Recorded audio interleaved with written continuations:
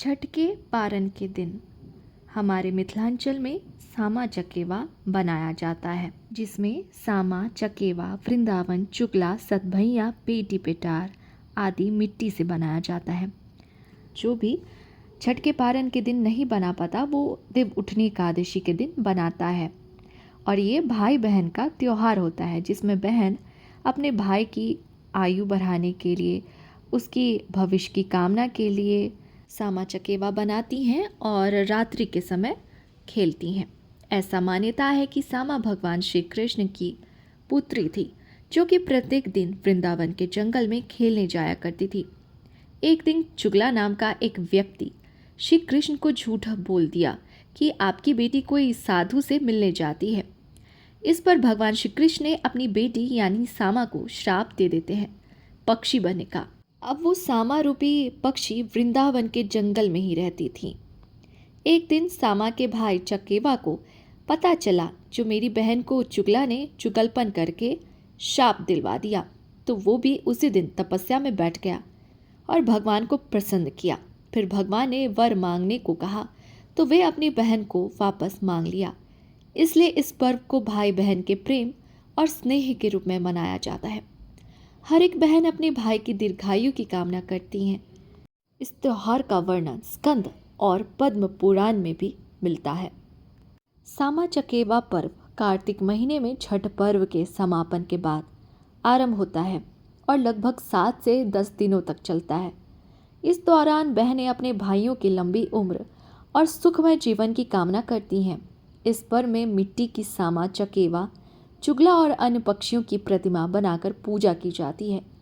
सामा चकेवा और अन्य प्रतीकात्मक मूर्तियों को मिट्टी से तैयार किया जाता है। चुगला नामक प्रतिमा बुराई और अफवाह फैलाने वाले लोगों का प्रतीक माना जाता है। महिलाएं टोली बनाकर सामा चकेवा की मूर्तियों को सुंदर तरीके से बांस के टोकरी या डाले में सजाती हैं और लोकगीत गाते हुए भाइयों के मंगल की कामना करती हैं। इस दौरान शारदा सिन्हा के प्रसिद्ध गीत सामा चकेवा और चुगला चुगली गूंजते रहते हैं, जो इस पर्व के माहौल को और भी जीवंत बनाते हैं। चुगला की प्रतिमा की चोटी में आग लगाकर और उसे प्रतीकात्मक रूप से जूते से पीटकर समाज में झूठ और चुगली की बुराई और उसके परिणाम को दर्शाया जाता है। ये परंपरा बुराई के खिलाफ जागरूकता का प्रतीक भी है। कार्तिक पूर्णिमा के दिन इस पर्व का समापन होता है। बहनें सामा चकेवा की मूर्ति को गीत गाते हुए खेतों में विसर्जित करती हैं। समदाउन गीत गाते हुए वे उदास मन से सामा को अगले वर्ष फिर आने का न्योता देती हैं। उसके बाद भाई बहन एक दूसरे को चूड़ा और दही खिलाते हैं, जो इस पर्व का एक अनिवार्य हिस्सा है। इस पर्व के दौरान बहनें अपने भाइयों को नई फसल से बना चूड़ा दही खिलाती हैं, जो नई शुरुआत और समृद्धि का प्रतीक है।